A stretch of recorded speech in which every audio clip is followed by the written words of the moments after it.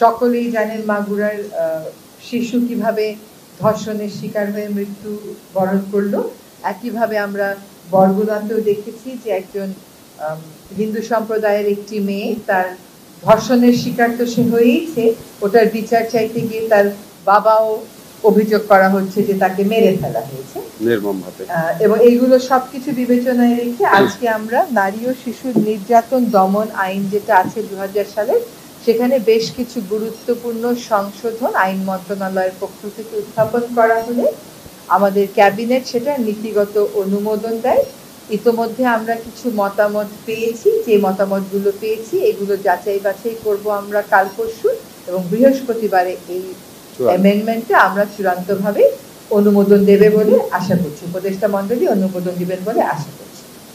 আমাদের এই ধর্ষণের বিচারের ক্ষেত্রে বিলম্ব হওয়ার একটা বড় কারণ হচ্ছে পর্যাপ্ত পরিমাণ ডিএনএ ল্যাব না থাকা। এই মুহূর্তে একটি মাত্র আছে। আজকে সিদ্ধান্ত হয়েছে যে আমরা চট্টগ্রামে এবং রাজশাহীতে দ্রুততার সাথে আরো 2টা ল্যাব ডিএনএ ল্যাব স্থাপন করব।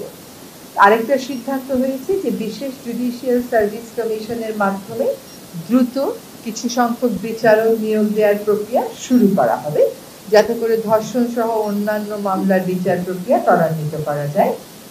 আবার দ্রব্যমূল্য স্থিতিশীল রয়েছে, এইটা বিবেচনায় নিয়ে দ্রব্যমূল্য যাতে স্থিতিশীল থাকে এটা নিশ্চিত করার জন্য আমরা সিদ্ধান্ত নিয়েছি, এবং সবসময় বাজার মনিটর, আমদানি, সরবরাহ এই সকল বিষয়ে খেয়াল রাখার জন্য দায়িত্বপ্রাপ্ত উপদেষ্টাদেরকে মাননীয় প্রধান উপদেষ্টা মহোদয় প্রয়োজনীয় নির্দেশনা দিয়েছেন।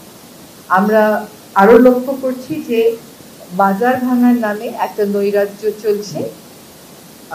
এতদিন সরকার বাজার ভাঙার বিরুদ্ধে রিঅ্যাক্টিভ অবস্থানে ছিল, গ্রেফতার হয়েছে, দোষী ব্যক্তিদেরকে আইনের মুখোমুখি করা হচ্ছে, কিন্তু এখন সরকার সকলের উদ্দেশ্যে সতর্ক করে দিয়ে বলতে চায় যে এই বাজার ভাঙার ব্যাপার সরকার আর কোনোভাবেই গ্রহণ করবে না, এবং সকলকে এই ধরনের কর্মকাণ্ড থেকে বিরত থাকতে অনুরোধ করা হচ্ছে, নতুবা তাদের বিরুদ্ধে কঠোর থেকে কঠোরতম আইনি ব্যবস্থা গ্রহণ করা হবে।